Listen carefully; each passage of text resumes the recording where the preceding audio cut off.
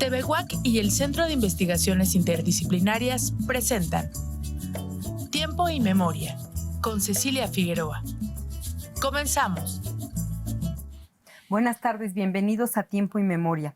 Como ya les habíamos anunciado aquí, este año y la mitad del año pasado celebramos en la Universidad Autónoma de Querétaro el nombramiento del Consejo Universitario de los 400 años de estudios humanistas en Querétaro, y esto se refiere a que el campus centro histórico de la Facultad de Filosofía, el que está ahí junto a la parroquia de Santiago, tiene 400 años ininterrumpidos de impartir educación superior, de primeras letras. Primero fue los colegios jesuitas de San Ignacio y el seminario de San Francisco Javier. Posteriormente, en el contexto de la expulsión de los jesuitas en 1767, se convierte en colegios reales porque pasa a ser administrado por el rey de España. Y después viene la independencia y con ella el cambio de denominación, colegios nacionales, pero se sigue impartiendo educación. Y hacia la segunda mitad del siglo XIX, con la Reforma Liberal, se convierten en colegio civil. Y después, ya en el siglo XX, como sabemos, ahí surge nuestra Universidad de Querétaro, ahí logra su autonomía y entonces, pues cómo no la iban a nombrar 400 años de estudios humanistas en Querétaro. Y en este contexto, uno de nuestros egresados, tanto de la maestría en estudios históricos como de la licenciatura en historia, que además le entiende mucho a estos temas, al rato nos va a decir por qué, se ha especializado en estos temas. Él se dio a la tarea de investigar antes, durante y después y dio sendas conferencias al respecto de cuestiones que no entendemos mucho en el siglo XXI, como cómo operaban los colegios, cómo era la vida cotidiana dentro de los colegios reales en el siglo XVIII, qué comían, qué tenían prohibido, quién era el rector, cómo lo nombraban, cuánto ganaban los catedráticos, cómo se elegían, qué tipo de muchachos podían ir a estos colegios, unas becas maravillosas de las que nos va a hablar el maestro, que ha investigado, que se ponían como unos trapitos ahí distintivos, ¿verdad, David? Sí, Felipe Gutiérrez Ugalde. Muchas gracias, maestra Ceci. Pues sí, en esta ocasión vamos a hablar acerca de un periodo muy interesante en la formación intelectual de los jóvenes queretanos a finales del siglo XVIII, justamente en lo que llamaban los colegios reales, el Colegio de San Ignacio de Loyola y el Seminario de San Francisco Javier. Todo esto yo lo he investigado a través de un documento muy interesante que se llama Las Constituciones de estos reales colegios, que realmente son 32 reglas que normaban la vida académica y la vida cotidiana de estos jóvenes en estos colegios. Muy interesantes ellas, puesto que van pasando por o tocan diferentes temas, como bien lo menciona usted. Uno de los más importantes, creo yo, y que quiero comenzar con él, es justamente qué tipo de jóvenes estudiaban en este lugar, ¿no? En los colegios reales. Pues eran jóvenes principalmente de familias españolas, familias acomodadas, bueno, también criollos, obviamente, y que tenían que ser hijos legítimos. Ay, sí, háblanos de todos esos requisitos, sí, que son maravillosos. Sobre todo tienen que ser hijos legítimos, que no estuvieran fuera del matrimonio y que pudieran ellos comprobar su pureza de sangre. Eso no solamente para los colegiales de estos colegios como tal, sino también para las monjas y religiosos de otros conventos. Pero esa pureza de sangre o limpieza, como se le llama, consiste justamente en la legitimidad primero de papá y mamá, que sean hijos legítimos, pero también que no tengan manchas en toda su genealogía. ¿Qué es este tipo de mancha, no? Que no tengan en sus ancestros personas que hayan sido musulmanes, por ejemplo, que hayan sido llevados al tribunal de la Santa Inquisición. Ni judíos, ¿verdad? Ni conversos. Ni conversos. Nada de eso. Nada. O sea, y que puedan comprobar que eran de familias de cristianos viejos, que en todo su árbol genealógico hubieran sido muy fieles a la Santa Madre Iglesia Católica. Entonces tienen que tener un perfil muy, muy adecuado y pues muy cuadrado prácticamente. No cualquiera podía ingresar.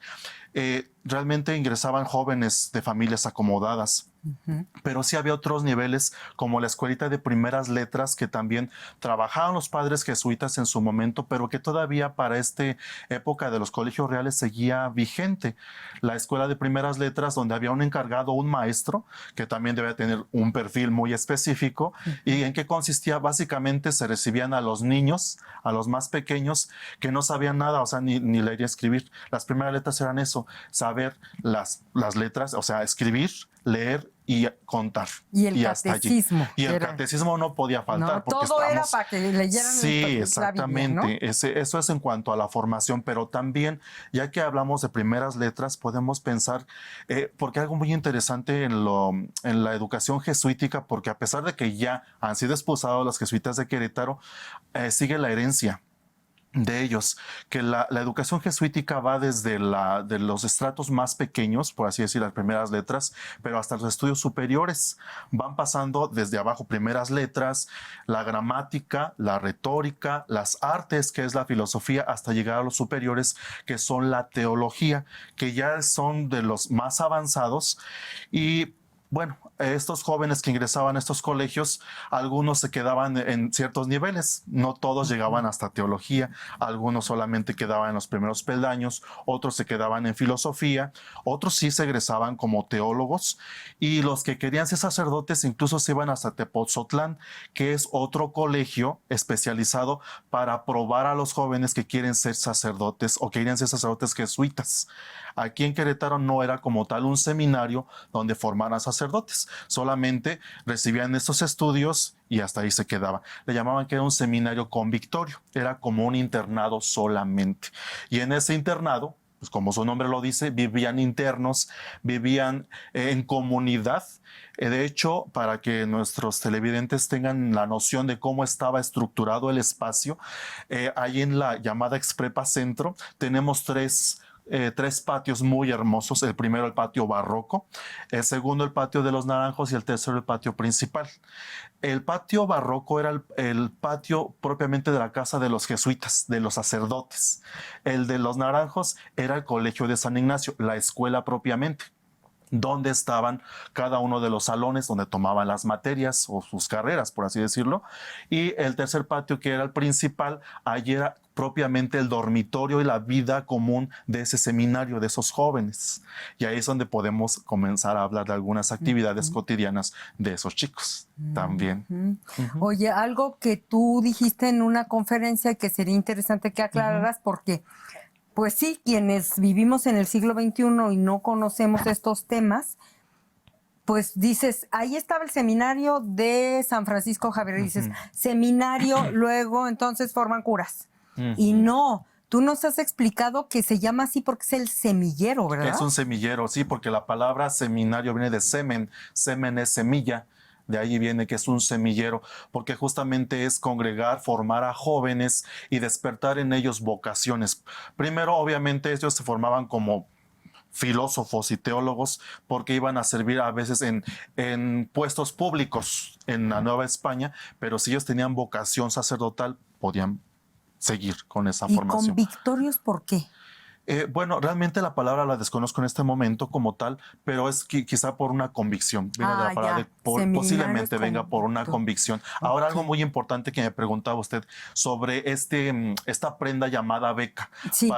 O sea, la palabra beca en este momento sí alude a una ayuda económica que recibían estos colegiales, estos jovencitos, porque no todos eran totalmente ricos. Había algunos que recibían como esa venia, esa ayuda por parte de algunos bienhechores o por la misma administración del colegio, y decían, bueno, a estos jóvenes les vamos a proporcionar una beca, sí, una ayuda económica para que puedan cursar los 3 años de artes o filosofía, y para eso, para distinguir que son jóvenes becados también, vamos a ponerles una especie como si fuera un distintivo, ¿no? Una bufanda, o sea, algo largo, es una prenda larga que se colocaban en el pecho, así en manera de V, y colgaba hacia atrás en la espalda, y en esta parte del pecho, por el corazón más o menos, tenía bordado el escudo de los jesuitas, todavía para ese momento de los padres jesuitas, y cada beca tenía un color específico que que nos hablaba de qué grado estaba estudiando ese joven. Por ejemplo, los más adelantados y que ya estaban a punto de graduarse, o sea, de teología, era de color blanco la beca y tenía la parte posterior, en uno de los extremos, tenía una donita, color dorado. Sí, como una donita, un círculo, y tenía uno lo que le llaman como una palma, la forma de la palma. En la misma tela tenía unas especies de costuras que hacían alusión a una palma, porque estaban a punto de graduarse. Eran los hermanos mayores ya. Y los que estaban justamente estudiando teología todavía, ellos portaban becas de color morado. De morado. Y los que estaban en filosofía ya eran becas de color verde, y de los grados inferiores en retórica y gramática era de color nácar. Y los chicos de primeras letras pues no portaban. Ellos no portaban ninguna beca como tal. Y eso es interesante porque este tipo de atuendos incluso se siguen utilizando, por ejemplo, en las estudiantinas, si las han visto con las estudiantinas. Pero todo eso es de una tradición mucho más atrás, de la época medieval en las universidades, que se utilizó en estos colegios. Pero solo los que recibían literal una beca, apoyo económico, portaban este distintivo, es decir, si había un chico que tenía dinero para pagar los estudios, él no usaba el atuendo. De hecho, sí, tendríamos que ver ahí todavía en las investigaciones, porque siempre para tejer un poco más fino la investigación, saber distinguir, porque parece ser que sí, las constituciones marcan que todos tienen que usar la beca y que incluso había alumnos que usaban capas. Estos le llamaban los capenses, porque había alumnos internos como tal, o sea, dormían ahí, comían y toda su vida era allí adentro. Y había alumnos que venían del exterior, solamente tomaban las clases y al terminar la jornada estudiantil salían con sus familias. O sea, había este tipo de variedad, por así decirlo, de alumnos en este colegio. Muy interesante porque pues ellos, sobre todo los que estaban internos, desde la mañana tenían que ir a bajar a misa, tenían que tomar el chocolate, tenían que el desayuno tomarlo, ir al rosario, sus oraciones, sí, no tanto como si fueran religiosos, pero algunas oraciones intermedias. También tenían que ir a sus clases, obviamente, y pues siempre les pedían un excelente comportamiento, obviamente, ¿no? Porque a pesar de que ya no estaban los sacerdotes jesuitas, pero para esta época todavía es Nueva España, la iglesia tiene un peso muy, muy fuerte, y por eso las cuestiones religiosas estaban imperantes en la disciplina y el modo de vivir, ¿no? Y también la organización de los colegios era muy jerárquica. Estoy hablando del organigrama de todos los trabajadores que allí vivían también, ¿no? Desde el que estaba en la puerta, desde el que hacía la comida, los mismos maestros, hasta llegar al rector. Las mismas constituciones de las que yo les estoy comentando van marcando cómo debe de comportarse cada uno de estos personajes. Por ejemplo, el rector, pues ya les había comentado que debía ser eclesiástico. Para este caso, el primer rector había sido también el primer párroco allí de Santiago, y pero había un rector, un vicerrector, y había los maestros, que no cualquiera podía dar clases en esos colegios. Había concursos de oposición, ¿verdad? Había concursos de oposición y en latín.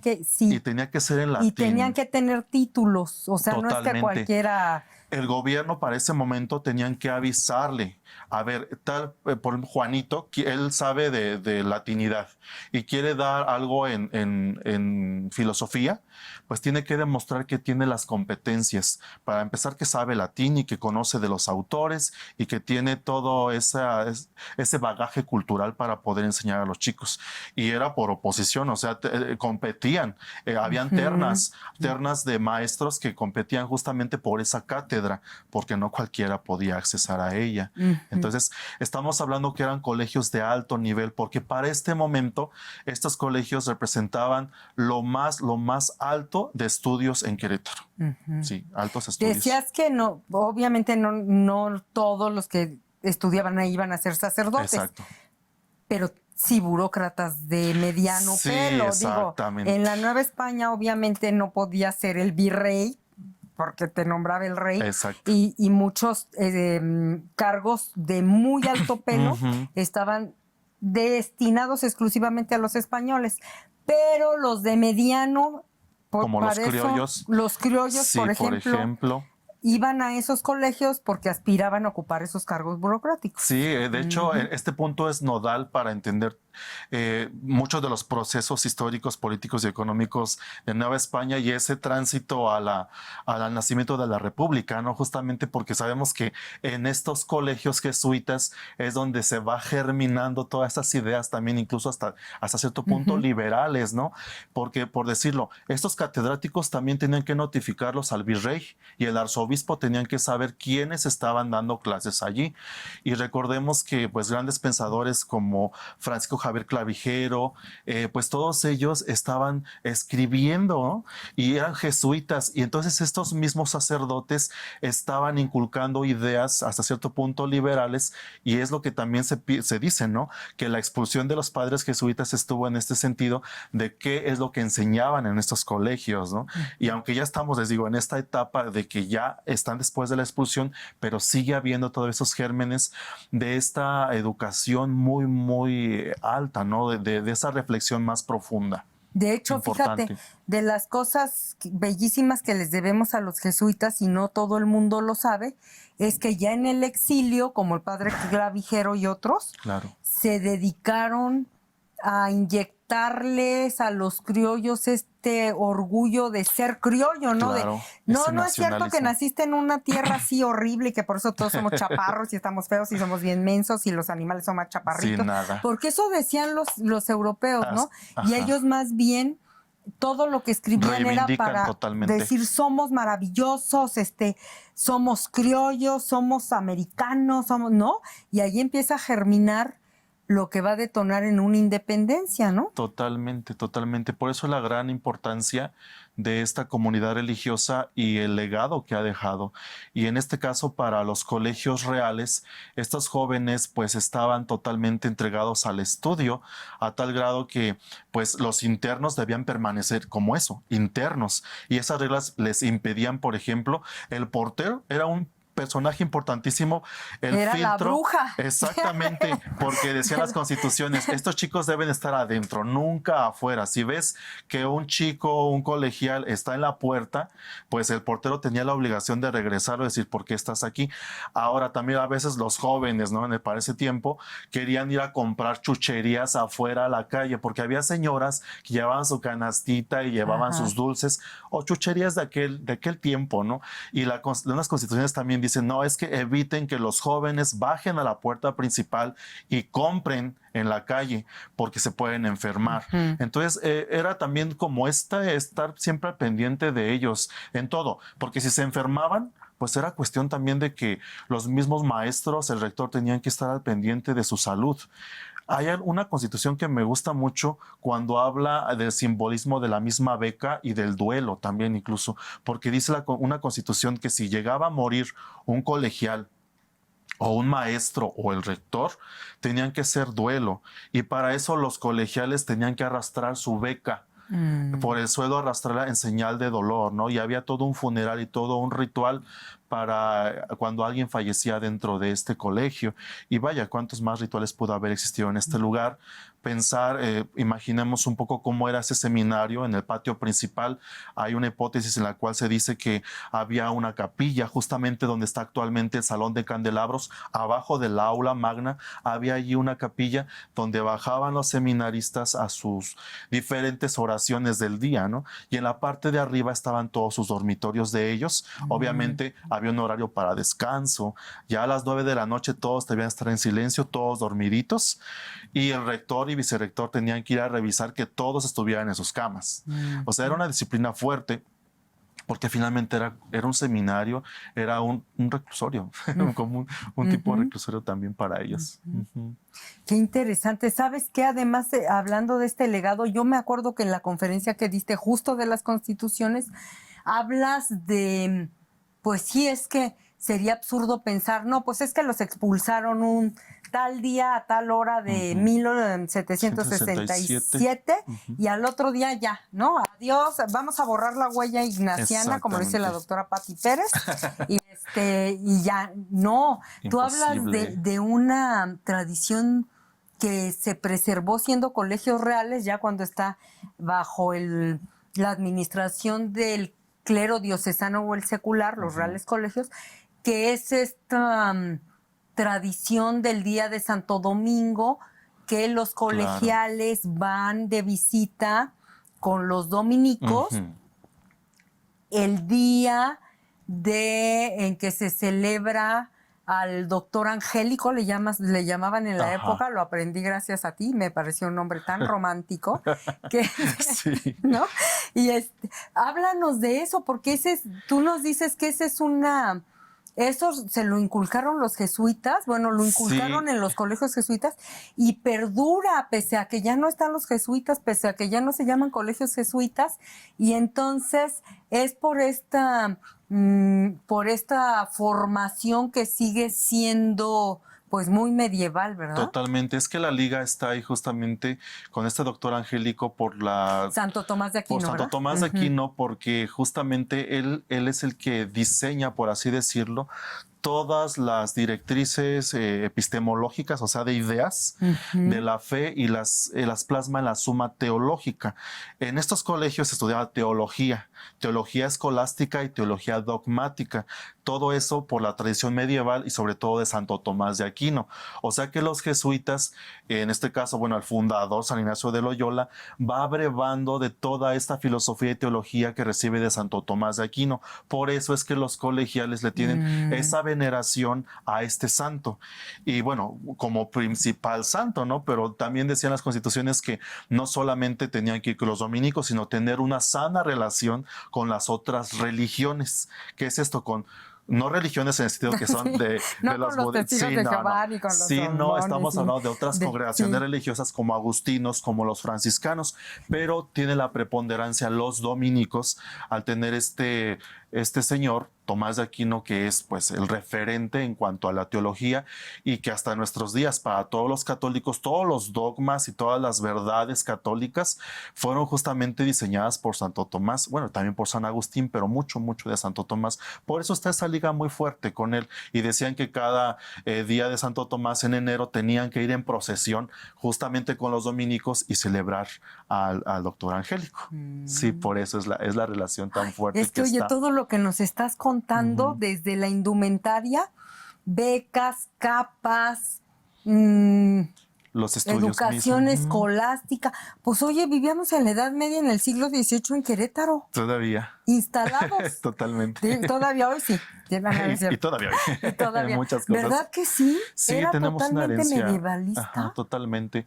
Ya se fue difuminándose poco a poco, pero bien lo comenta usted, todavía en el colegio civil había incluso sacerdotes dando clases. Todavía en el colegio civil, pero se quería borrar. Oye, los ¿quién nacionales, era Próspero C. Vega? Próspero C. Vega. Todavía. Era un sacerdote, nada más que de avanzada, liberal.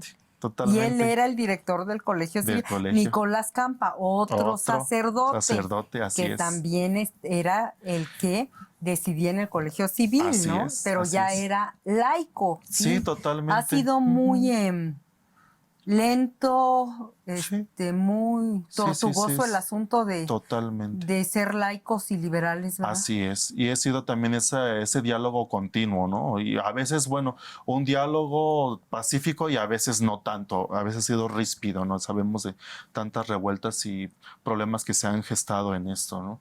Pero sí, el legado jesuítico en relación a estos 400 años que estuvimos celebrando, pues está presente esa huella, ¿no? Del humanismo, sobre todo porque hasta nuestros días en este lugar está la Facultad de Filosofía.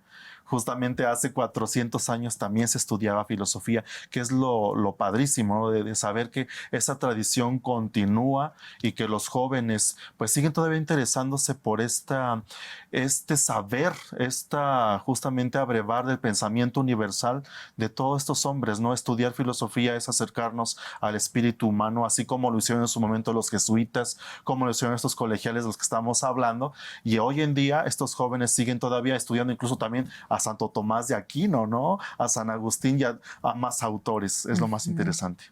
Muchas gracias, maestro en Estudios Históricos, David Felipe Gutiérrez Ugalde. Muchas gracias por traducirnos todas estas cosas que nos cuestan tanto trabajo entender y que solo tú, quién sabe cómo le haces, le entiendes y le entiendes. Muchas gracias de verdad. Gracias. Y a nuestros televidentes nos vemos en la próxima emisión. Buenas tardes. TV WAC y el Centro de Investigaciones Interdisciplinarias presentaron